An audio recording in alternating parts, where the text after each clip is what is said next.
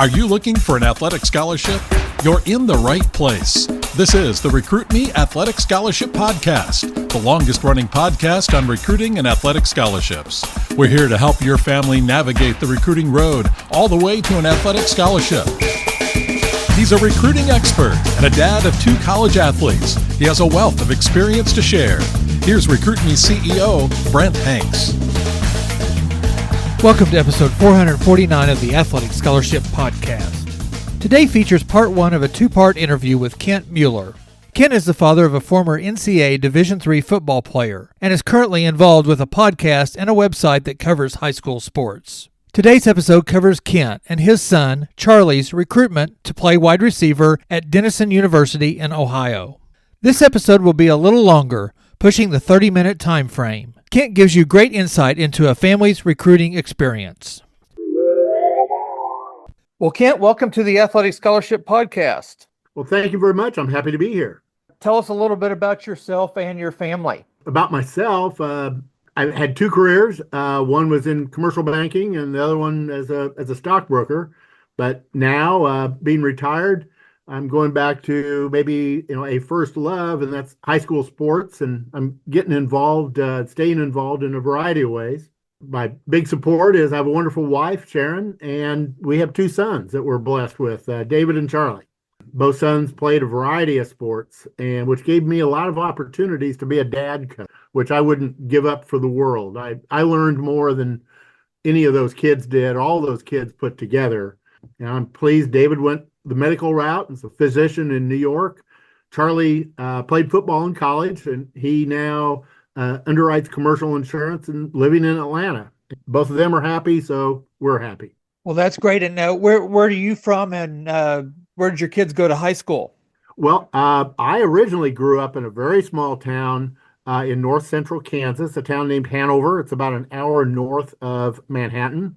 I graduated from college at Kansas State, and that was before Bill Snyder, so didn't know much about football, that's for sure, but I played football in high school, and of course now Bill Snyder, football is front and center now at my alma mater, and moved to Kansas City, met my wife. We have these 2 sons. And they both graduated from Pembroke Hill, which is a prep school here in Kansas City. And what class is Pembroke Hill? There's 6 classes in Missouri. What class do they play their sports in? Well, and generally, it's going to be a class 3. Of course, each sport has a different set of classifications. Between 3 and class 3 and class 3 and class 4 are going to catch most of them. It's pretty consistent. There are about 400 students in the 4 years of the upper school. Well, and the reason I ask is because, we cover a lot of people that go to smaller schools and bigger schools, and some of the effects and some of the factors in recruiting and why maybe people think that they can get recruited or don't pursue recruiting. So we'll talk about that. We'll also talk about getting into how you're involved with high school sports. But the first thing I want to talk about is your son, Charlie. Charlie's got a recruiting story. And can you tell us how he got to where he got in his college career and where he ended up going? Certainly. He wound up going to Denison University, which is a Division III school just outside of Columbus, Ohio.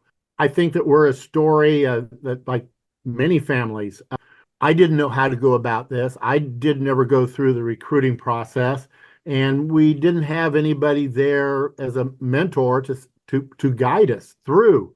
So absent someone coming up with the good advice, in retrospect, we reinvented the wheel and we did it on the fly. And that's not always a good way, because I can assure you, if you do that, you're kind of behind all the way through the process. And we were. And I didn't want to put undue pressure on Charlie. And I thought maybe we shouldn't talk about these things because I didn't want to distract from what he was doing in high school. I wanted him to focus on being a high school kid, and that, hey, we can think through this college thing later if he chooses to play. But I had a son who I think he chose to play in college when he was, in grade school, something that he always wanted to do, didn't talk about it. but he that's what he wanted, but we didn't address it. Like I said, I didn't want to put pressure on him and distract him. That was the big thing with me to made me late to the game. Um, was on a list of colleges that Pembroke Hill provided, that they have some really good software that helps kids focus on schools that they can get into and that meet a variety of their needs and backgrounds and interests. But it's all academic and cultural. It doesn't have an athletic piece to it. We were just fortunate that in that list of schools was a good fit for Charlie, both academically, culturally, and then athletically. So we were fortunate there. And as we went through the process, Denison just kept looking good. Their football staff was responsive to Charlie when they would review film. Coaches tend to some lead you on, so you never know for sure. We felt they were sincere. And I'll say Charlie was running with this much more than me. We always like to let our kids do their own thing so that they can take ownership. And Charlie, I know, was starting to get comfortable with Denison. That's how we found Denison. We didn't go on a tour of the university until Charlie's senior year. It was the second week of spring break. So it was very late in the process, but we got there. It felt right. When Jack Hayden, the head coach, said, please come, that was an easy decision for Charlie at that point. So when you talk about the school had this academic type of list, did Charlie go to his guidance counselor, or do they bring that does the guidance counselor bring that to the students, and that's just kind of part of their curriculum, and that's kind of where that academic list of matchups kind of came up? Yes, that is a part of the process. All students are assigned to a college counselor. Counselor is charged with the responsibility of getting to know that student and then walking them through that process. And some students, like our first student, knew what he wanted, so it didn't really apply to him because decisions on his part were already made. He knew what he wanted. He didn't need guidance. Charlie did need the guidance because it was just this wide open area, and he hadn't focused on any particular schools. It worked well for us at the end because it happened to be that one of the schools on that list is where he went. We were fortunate because that wouldn't have necessarily been the case. Do you think you and your family thought that if Charlie played well, that people would just find him? Was that kind of the early assumption? Oh, sure. Film stands on its own, and where I knew this, probably didn't appreciate it enough. I don't think I've always said that the worst evaluator of an athlete is his dad. I don't care who the dad is. They either downgrade their son or look too kindly on the athletic talent. It's one or the other. A good thing for every dad and mom to do is to understand your child, but understand that you don't know where your child fits in athletically going from high school to college. You have to go out and learn that and find people who you trust to tell you that, to give you that guidance. And how do you think that you guys learned and end up being comfortable with the Division III level, learned that Charlie, that was going to be a good fit for him? There was a moment in time where that was revealed to me by Charlie. Yes, we would hear things about D1, and as you know, there's all kinds of levels of Division I. There's 362 Division I basketball schools for men's basketball. There's a big difference between Duke and then a handful of others we can name. Right. As far as level of basketball play. Everybody thinks about the top 20 when you talk about D1, but that's simply not realistic.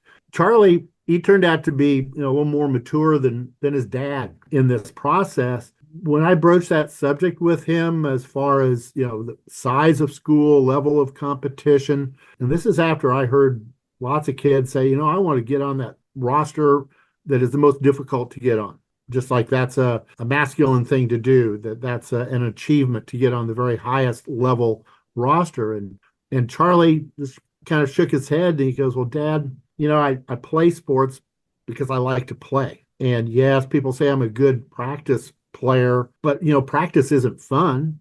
I mean, yeah, it's not unfun, but that's not why you play the sport. You play the sport to be in games, to compete against others. Practice is the method as to how to get on the court or on the field to compete against others. And I don't want to go to a place where I go through practice and then stand on the sidelines and with hopes of, getting on special teams my junior year and then eventually onto the field.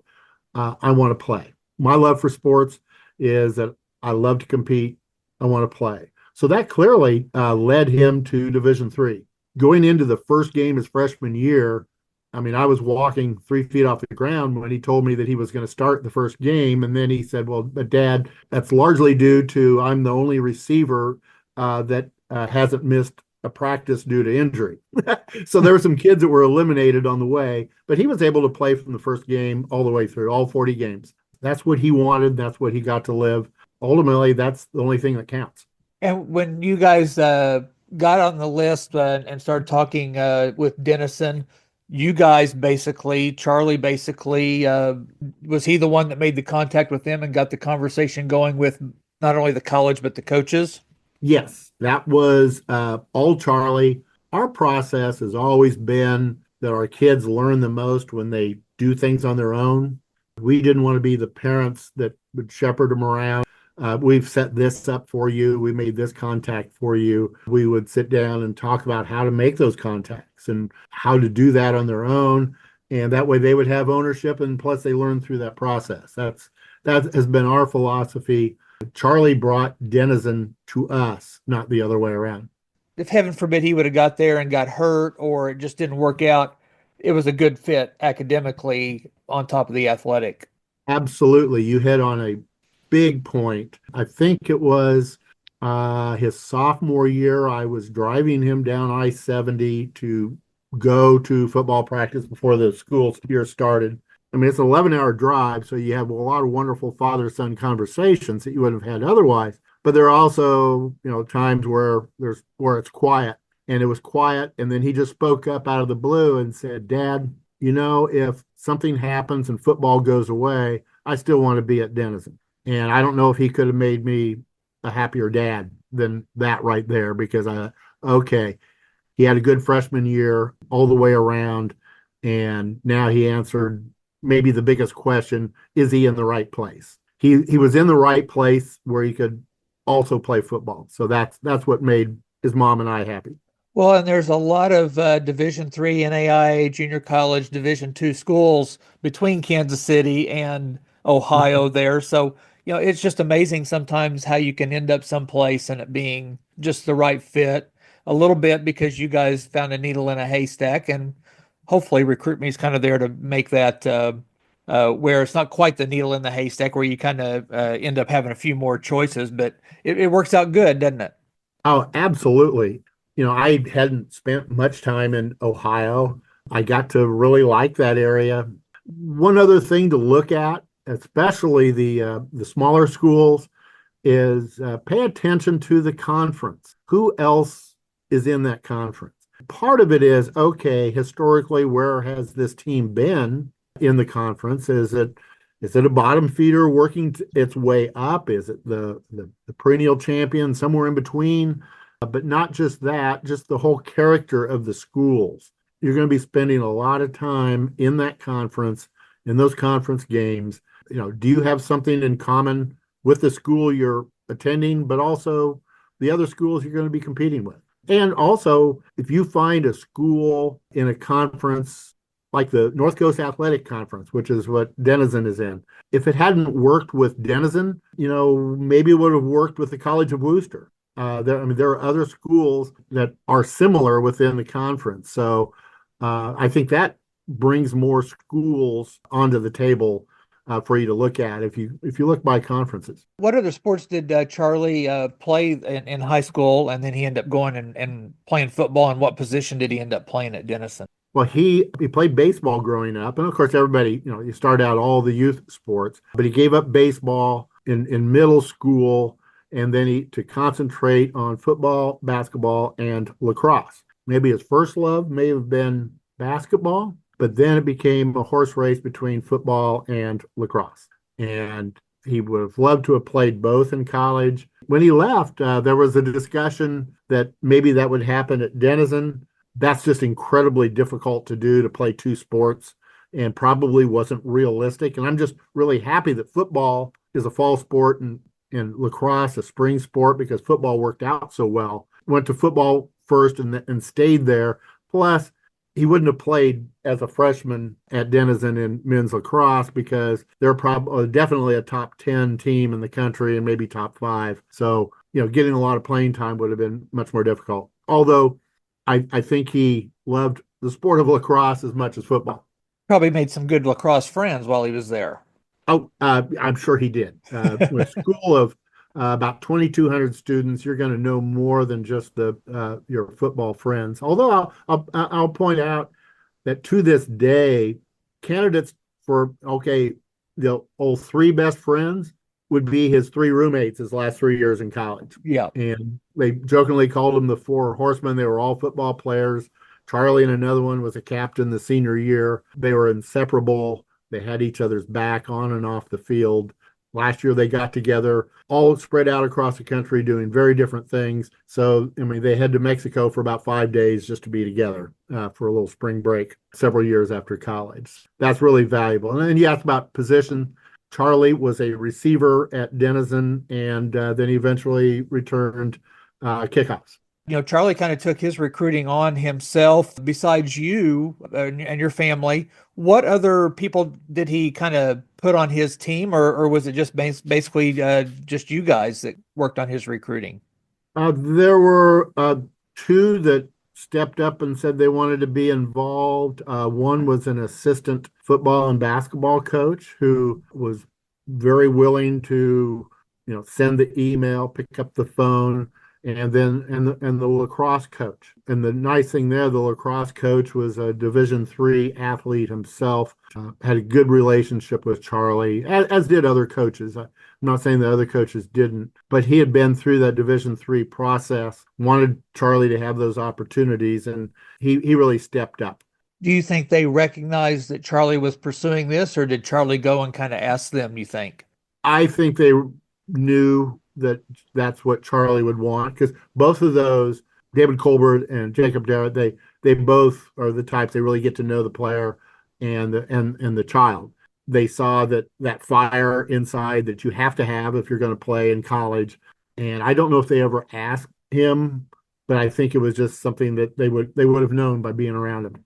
Well, Kent, give us some of Charlie's highlights there in high school and college there, and some of your fond memories. That's dangerous to get a dad going on in that area. But my earliest memory that comes to me frequently, it was a club football team, probably 5th grade. I was one of about 8 dads that was an assistant coach, somewhat involved, but not super involved. So I was on the sideline, and Charlie never wanted to come off the field, of course. I could tell he loved the game, played offense, defense, special teams, never wanted to come off.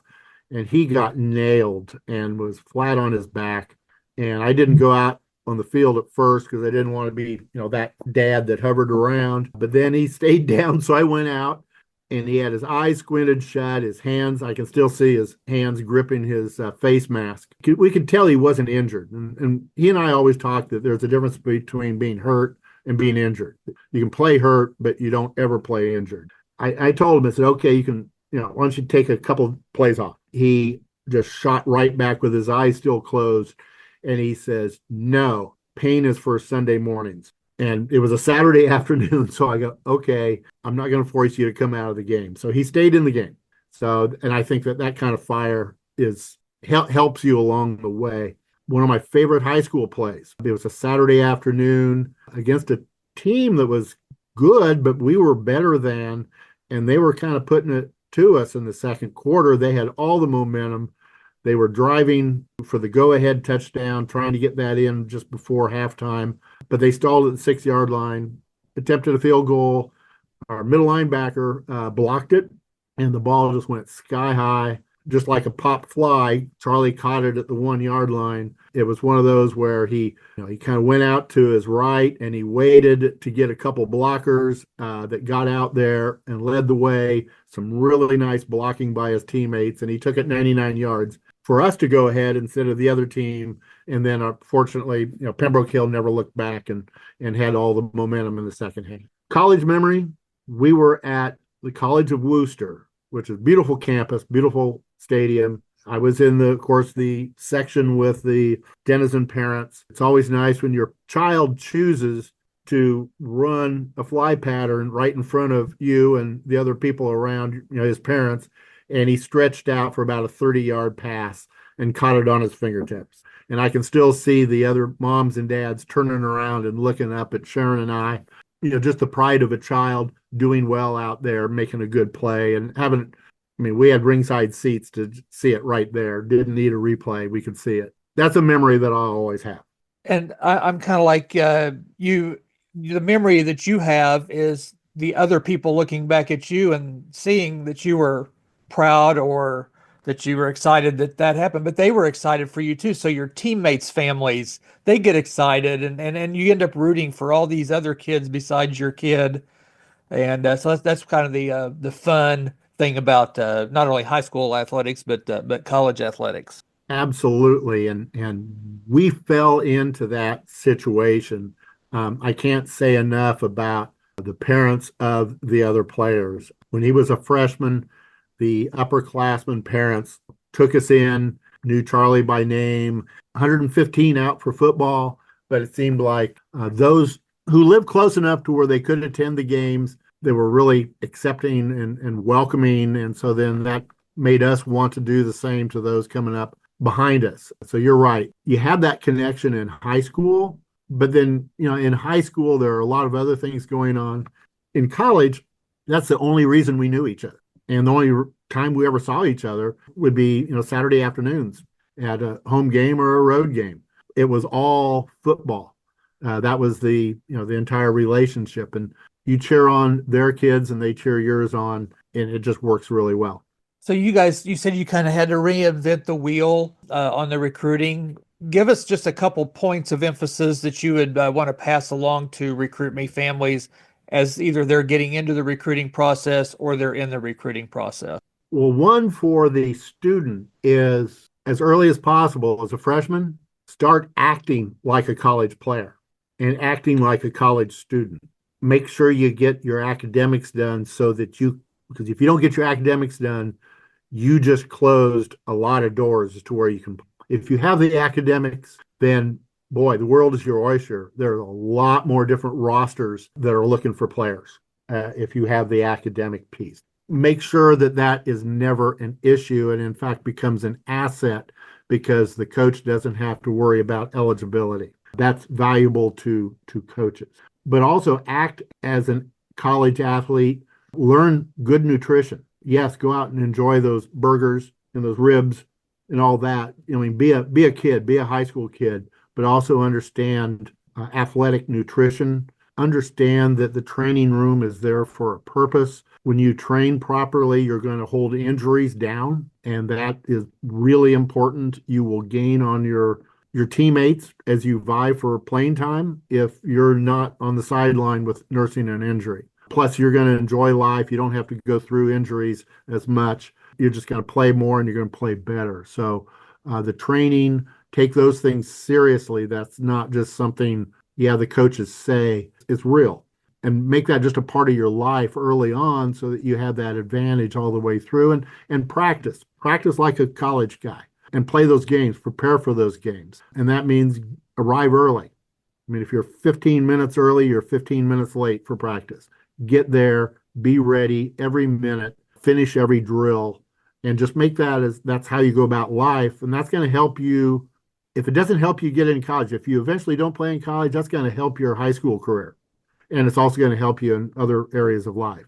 So the sooner kids commit to those things and make it something they do without even thinking, I think that's just huge for these kids. And I see that not happen from maybe more of a parent standpoint, and then for the kids to pay attention to this last 2 years when they actually are talking to coaching staffs is pay a lot of attention to the head coach. As a parent, you have to realize you are entrusting your child who is a teenager to this man that you just met, or this lady, if it's a female coach. You're entrusting your child to that person who you just met, and this will be while your teenage child is away from home for the first time. Choose wisely. And you're not always going to choose like, oh, the fantastic situation, but I think you can avoid some of the negative situations. Lots of turnover in the head coaching position. Be careful. Look for stability. When you meet the coaching staff, pay attention to that. Is this somebody I want to drive away from campus that first time, leaving my son with? Fortunately, Denison provided that. We were very comfortable with the head coach, and he more than proved himself after that. Well, that's great advice for the Recruit Me families, and it goes to show that you kind of learn as you go through the recruiting process, and it's great that you're sharing that with other families, and hopefully helping to take some, as we say in Recruit Me, to try to help you take away some time, money, and anxiety that go along with the recruiting process. So. Thank you to Kent for sharing his family story. And if you have any questions for me or Kent, you can email me at Brent, BRENT, at recruit-me.com.